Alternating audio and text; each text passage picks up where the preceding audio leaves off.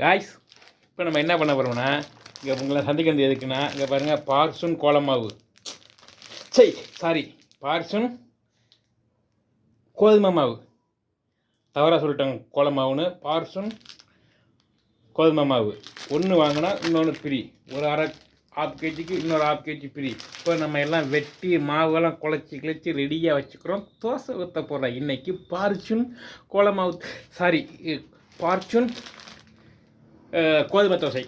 இதோ மாவை காட்டுறேன் பாருங்கள் எப்படின்னு. தெரியுதா? பச்சை மிளகா, சின்ன வெங்காயம் போட்டு வெட்டி 3 தோசைக்கு அளவாக கலக்கி வச்சுக்கிறோம். தோசையில் முதல்ல ஊற்ற போகிறோம். கல்லில் எப்படி வரும்னு பார்ப்போம். வாங்க தோசை கல் பக்கம் போவோம். இப்போ நம்ம என்ன பண்ணுறோம், லைட்டாக எண்ணெயை ஊற்றி வரோம் கல்லில். ஆமாம், இப்போ இந்த எண்ணெயை இப்படி நம்ம என்ன பண்ணுறோம், டிஸ்பீஸ் பண்ணுறோம். பூரா கல்லுக்கும் வரம்புக்கு பண்ணிடுறோம். சரியா? ஆமாம்,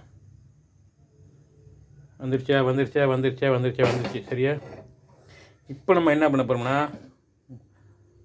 பார்சுன் கோலமாவு, மன்னிக்கவும், பார்சுன் கோதுமை மாவில் வைக்கிற தோசையை ஊற்ற போகிறோம்.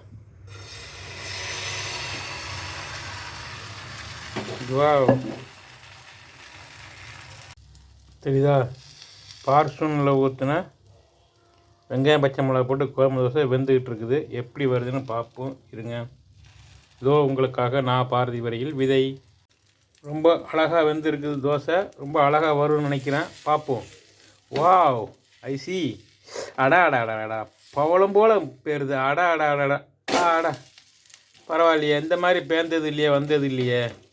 ரொம்ப அழகாக வருது. ஓகே, நான் பாரதி வரையில் விரை அடுத்தடுத்த எபிசோடில் உங்களை சந்திக்கிறேன். தோசை எப்படி இருக்குன்னு சாப்பிடும்போது வெளிச்சம் கம்மியாக இருக்கும், இருட்டாக இருக்கும், வீடியோ போட முடியாது. பகலில் ஒரு நாளைக்கு வீடியோ நான் உங்களுக்கு போடுறேன். அதே மாதிரி உங்களுக்கு இந்த இது பிடிச்சிருந்தா பார்சுன் கோலமாக வாங்கி, மன்னிக்கவும், பார்சுன் கோதுமை மாவு வாங்கி நீங்கள் தோசை சுட்டு பாருங்கள். நான் பாரதி வரையில் விதை உங்களிடம் விடைபெறுகிறேன். நன்றி, வணக்கம், இரவு வணக்கம்.